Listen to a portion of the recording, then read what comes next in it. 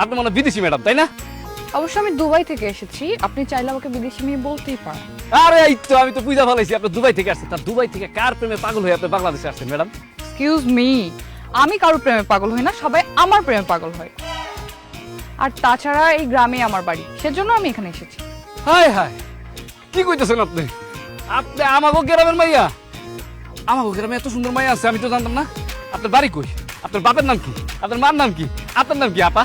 এই হারামজাদা। আপনার থাপ্পড় দিলুন কে? হারামজাদা, আমি তোর বউ আর তুই আমার আপা বলস কেন? কি? আপনি আমার বউ? আপনার নাম কি? ও আমার নাম মিতালি, যাকে তুই 5 বছর আগে ঘর থেকে বের করে দিছিলি আর বলছিলি আমার সাথে সংসার করবি। হায় আল্লাহ, কি কইতেছো? তুমি আমার বউ মিতালি? আসো বউ, আমার বুকে আসো। এই ফকিং ডিপোলা, খবরদার আমার গায়ের সাথে লাগবি না। তুই যদি আমার গায়ের সাথে লাগাস না, আমার ড্রেস নষ্ট হয়ে যাবে। আর তোকে আর তোর বাবাকে বিক্রি করলেও না আমার ড্রেসের দাম উঠবে না। এটা কিন্তু তুমি ভুল বললা। তোমার এই ড্রেসের দাম আমার বাপ দাদা 14 গোষ্ঠী, এই যে ওরাও যদি বিক্রি করি না তাও তো হইব না। অনেক দামি ড্রেস, বুঝতে পারছি আমি। কিন্তু এটা কি কারিশমা দেখাইলাম মিতালি? তুমি ছিলে কাইল্লা, আর চেহারা স্রোত কি খারাপ ছিল। আর তোমার গায়ের থেকে বাসি ডালের গন্ধ আসতো, আর তোমার জামা কাপড় থেকে তো সুটকির গন্ধ করতো। আর তোমার তো আমি একটুও পছন্দ করতাম না, আর তোমার একটুও ভালো লাগতো না। তুমি এত সুন্দর কেমন হইলা কত? তোমার তো এখন আমার মানুষ মনে হইতেছে না, মনে হইতেছে আমার সামনে সাক্ষাৎ একটা পরিবারে আছে। ও মিতালি, কও না তুমি এত পরিবর্তন তোমার কেমনে করলা? Oh come on, it's money power bro. টাকা থাকলে না সব সম্ভব। দুবাইতে ব্লুজ খলিফা আছে না, ওখানে বিশাল বড় একটা জব পাইছি। আর 2 হাতে টাকা পয়সা কামাইছি আর নিজের পেছনে ইনভেস্ট করছি।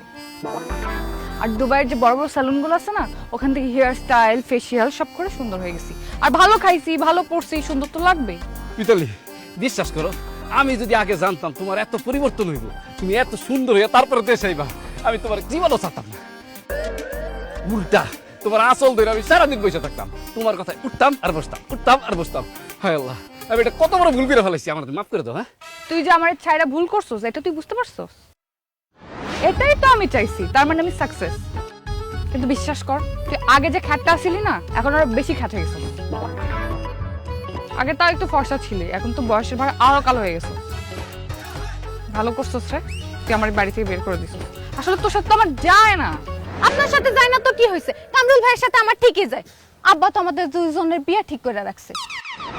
আপনার সাথে কামরুল ভাই ডিভোর্স হয়নি, সেজন্যই তো আমাদের বিয়েটা হইতেছে না। এখন আপনি দেশে আসছেন, আপনার ডিভোর্স দেবে, তারপর আমরা দুজনে বিয়ে করব, সংসার করব। সাব্বাস, আমি তো এটাই চাইছি। আর শোন কামরুল, তুই আমাকে ডিভোর্স লেটার পাঠিয়ে দিস, আমি সাইন করে দিব। আর তোর সাথে না আমার যায় না, বুঝছস? তোদের দুজনকেই ভালো যায়। গরিবের বউ কাঙ্গাল, সর গরম লাগতেছে।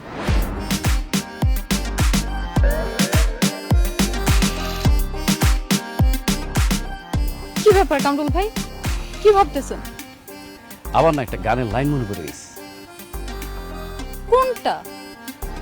आज फिर तुम पे प्यार आया है, आज फिर तुम पे प्यार आया है।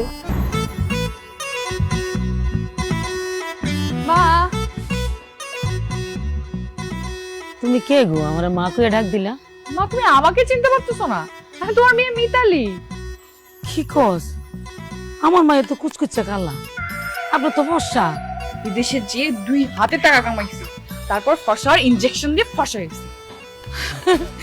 এর লাগে তো কই আমার মাইয়া আছে ও কালা কুচকুচা, কি সুন্দর হইছে গো আমার মা। ও মা, কেমন আছস? আমি খুব ভালো আছি। দুবাই গিয়ে 2 হাতে দিরহাম ইনকাম করছি। আর এখন আমার অ্যাকাউন্টে কোটি কোটি টাকা।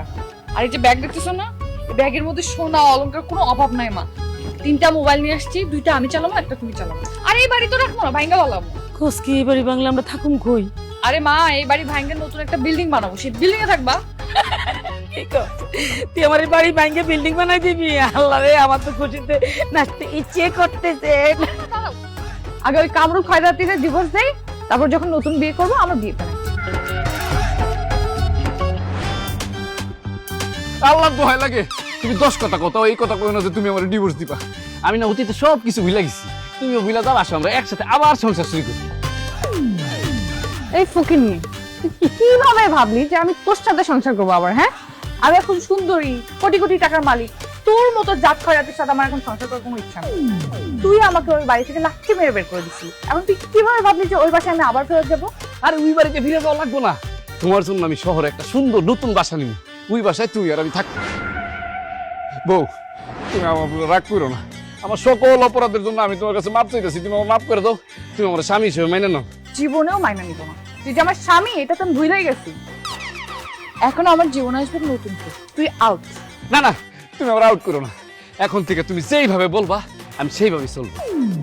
তুমি উঠতে গেলে উঠবো, বসতে গেলে বসবো, আর আমার আব্বারে দিয়া ভাত তরকারি যা আছে সব রান্না করাবো, আর এই বাড়িতে যত কাজ আছে সব আমার আব্বারে দিয়ে করাবো, তোমার কোনো কাজই করতে হবে না। আমার মাইয়া তোরে স্বামী হিসেবে মাইনা নিল, আমি মাইয়ের জামাই হিসেবে তোরে মানিয়ে নেই না। এতদিন যে আমার মাইয়া বিদেশ আসছিল, একটা বার তো খোঁজ লস নাই, আইয়া খোঁজ লইছ, খবর লস মুখও চাস নাই। আমার মাইয়াটা বাচ্চা আছে না মইরা গেছে, এখন আমার মাইয়া হস হইয়া আইছে, তারপরে এই যে ব্যাগ ভর্তি অলংকার লই আইছে, ব্যাংক ভর্তি টাকা লই আইছে, এই জন্য তো লোভ লাগতেছে। হ্যাঁ, তোর মতো লোভি পোলারে আমি জীবনে এই ঘরে জায়গা দিতাম না, তোরে আমি এখন সবড়ে থাপড়ে বাইতন বাড়ি করে দিব। লুবি কোথাকার!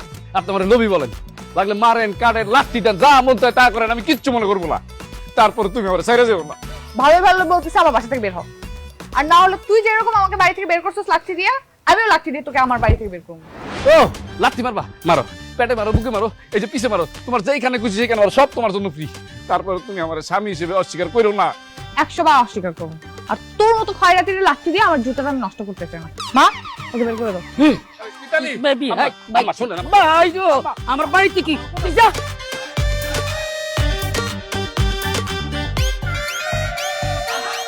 আম্মা, আম্মা, দরজা খুলেন, আম্মা, আম্মা, আম্মা। যেইভাবে হোক মিতালির রাগ ভাঙ্গাইতে হইব, নাইলে ওর টাকা পয়সা স্বর্ণ গহনা সৌন্দর্য সব আমার আচ্ছা হয়ে যাব। আব্বা, আব্বা কই? আব্বা!